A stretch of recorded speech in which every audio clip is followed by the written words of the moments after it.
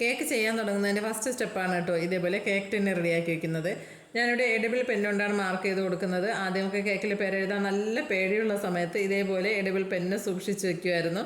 എന്നിട്ട് അതുകൊണ്ടാണ് ഫോണ്ടന്റിൽ നെയിം എഴുതി കൊടുത്തിരുന്നത്. പിന്നെ ക്രീം കൊണ്ട് എഴുതാൻ തുടങ്ങി. പിന്നെ അത് കഴിഞ്ഞ് ഫോണ്ടന്റിൽ ബ്രഷ് കൊണ്ട് എഴുതാനും തുടങ്ങി. അന്നൊക്കെ നല്ല പേടിയുണ്ടായിരുന്നു. ഏക ആശ്രയം ഈ പെന്നായിരുന്നു. അപ്പോൾ ഇന്ന് ഞാൻ ഉണ്ടാക്കുന്നത് ഒരു വാനില സ്പോഞ്ച് കേക്കാണ്. അപ്പോൾ അതിൽ ബേക്കിംഗ് പൗഡറോ ബേക്കിംഗ് സോഡയോ ഞാൻ യൂസ് ചെയ്യുന്നില്ല. ഓവനിലാണ് ബേക്ക് ചെയ്യുന്നത്. അപ്പോൾ ഒരാൾ എന്നോട് ചോദിച്ചിട്ടുണ്ടായിരുന്നു ഓവനിൽ ബേക്ക് ചെയ്യുന്നത് ഒന്ന് കാണിക്കാമോ എന്ന്. അപ്പോൾ അതുകൊണ്ട് ഞാൻ വിചാരിച്ചു എന്തായാലും ഓവനിൽ ചെയ്യുന്നതും കൂടി കാണിക്കാമെന്ന്.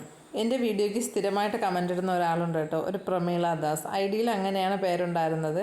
ചേച്ചിയാണോ അനിയത്തിയാണോ ആരാണെന്ന് എനിക്കറിയില്ല. എന്നാലും ഒരുപാട് സന്തോഷവും സ്നേഹവും ഞാൻ അറിയിക്കുകയാണ്. അതെനിക്ക് വീഡിയോയിൽ കൂടി പറയണമെന്ന് തോന്നി, അതുകൊണ്ടാണ് ഞാൻ പറഞ്ഞത്. അപ്പോൾ ഇവിടെ തയ്യാറാക്കുന്നത് 1 കിലോ വാനില കേക്കാണ്. അപ്പോൾ അതിന് വേണ്ടിയിട്ട് നമുക്ക് 1 കപ്പ് മൈദയാണ് ആവശ്യമായിട്ടുള്ളത്. 1 കപ്പ് എന്ന് പറയുമ്പോൾ ഇതേപോലെ കപ്പിന് മുകളിൽ കുന്നുകൂടി നിൽക്കുന്ന മൈദ നമ്മൾ 1 കപ്പ് എന്നുള്ള അളവിൽ കൂട്ടില്ല. കാരണം അത് 1.25 കപ്പോ 1.5 കപ്പോ ഒക്കെ ആയിട്ടുണ്ടാവും ചിലപ്പോൾ. അപ്പോൾ അതുകൊണ്ട് നമ്മൾ എപ്പോഴും ഇതേപോലെ കപ്പിൻ്റെ മുകൾ ഭാഗം ഒന്ന് നിരപ്പാക്കി, അതാണ് കറക്റ്റ് 1 കപ്പ് അളവ് എന്ന് പറയുന്നത്. അങ്ങനെ കറക്റ്റ് അളവിലെടുത്തിട്ടുള്ള 1 കപ്പ് മൈദ ഇതേപോലെ ഒരു ബൗളിലേക്ക് ഇട്ട് കൊടുത്ത് നല്ലോണം ഒന്ന് അരിച്ചെടുക്കുന്നുണ്ട്. ഒരു 2-3 പ്രാവശ്യം അരിച്ചെടുക്കാം. അപ്പോൾ അതിന് മുന്നേ നമ്മളെടുത്ത മൈദയുടെ ടിന്ന് അടച്ച് അതൊന്ന് മാറ്റി വെച്ച് കൊടുക്കാം. അപ്പോൾ ആ ഒരു ജോലി എളുപ്പമായില്ലേ.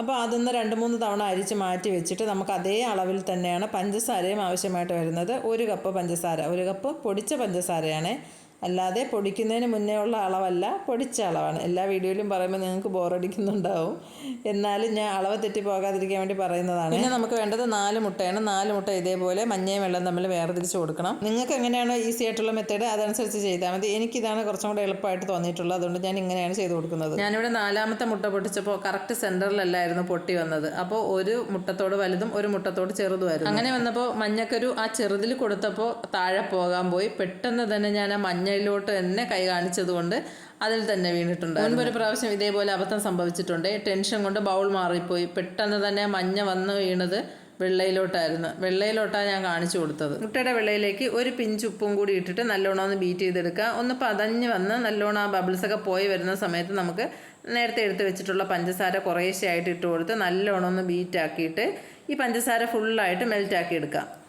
എന്നിട്ട് നല്ലോണം ഒന്ന് ബീറ്റ് ചെയ്തെടുക്കണം. ഇതേപോലെ ഇങ്ങനെ ലൈൻ വരൂലേ, വേവ്സൊക്കെ വരുന്ന സമയത്ത് നമുക്ക് മനസ്സിലാവും നല്ലതുപോലെ ബീറ്റ് ആയിട്ടുണ്ടെന്ന്. അതായത് നമ്മുടെ വിപ്പിംഗ് ക്രീം ബീറ്റ് ചെയ്തെടുക്കൂലേ, അതേ ഒരു കൺസിസ്റ്റൻസി ആവും.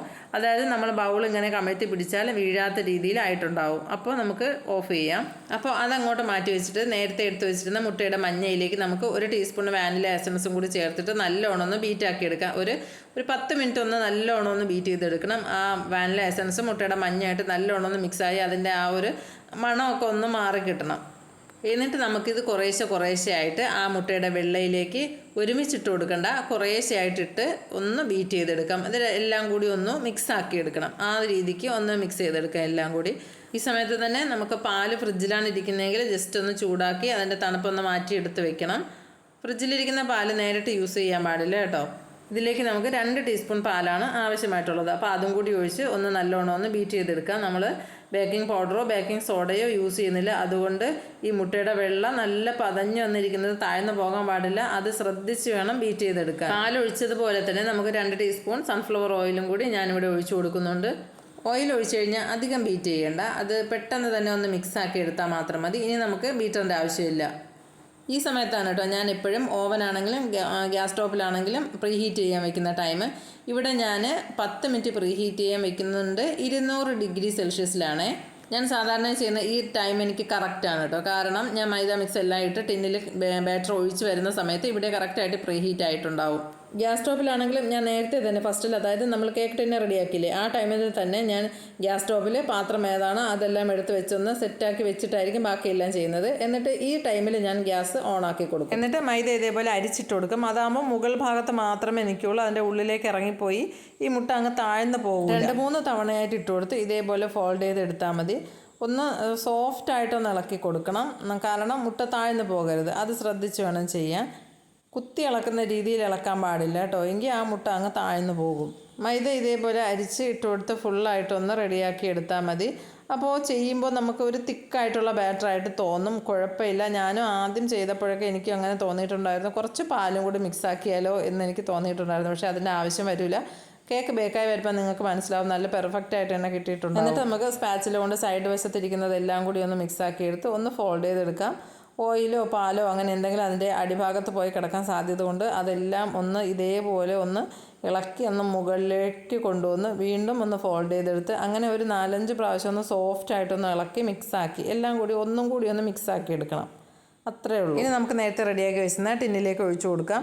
ഒഴിച്ചു കൊടുത്തിട്ട് നല്ലോണം ഒന്ന് ടാപ്പ് ചെയ്ത് അതിൻ്റെ എയർ ബബിൾസ് എല്ലാം ഒന്ന് കളയണം. ഒരു 10-20 പ്രാവശ്യമെങ്കിലും നല്ലോണം ഒന്ന് ടാപ്പ് ചെയ്ത് കൊടുത്തിട്ട് സ്ക്വയർ വെച്ചിട്ട് അതിൻ്റെ സെൻറ്ററിലൊക്കെ ഒന്ന് ലൈൻ ഒന്ന് വരച്ചു കൊടുത്താൽ അതിൻ്റെ ഉള്ളിൽ എയർ ബബിൾസ് ഒക്കെ ഉണ്ടെങ്കിൽ അതൊന്നൊക്കെ ഒന്ന് പൊട്ടി അങ്ങ് പോയിക്കോളും. ഒരു 10-20 പ്രാവശ്യമെങ്കിലും ഒന്ന് ടാപ്പ് ചെയ്ത് കൊടുക്കണേ. എന്നിട്ട് നമുക്ക് ഓവനിലേക്ക് വെച്ച് കൊടുക്കാം. ഞാനിവിടെ 160 ഡിഗ്രിയിൽ 30 മിനിറ്റാണ് ബേക്ക് ചെയ്യാൻ വേണ്ടിയിട്ട് വെച്ച് കൊടുത്തിട്ടുള്ള ടൈം. കറക്റ്റ് ആ ടൈം ആയപ്പോൾ തന്നെ കേക്ക് ബേക്കായി വന്നിട്ടുണ്ട്.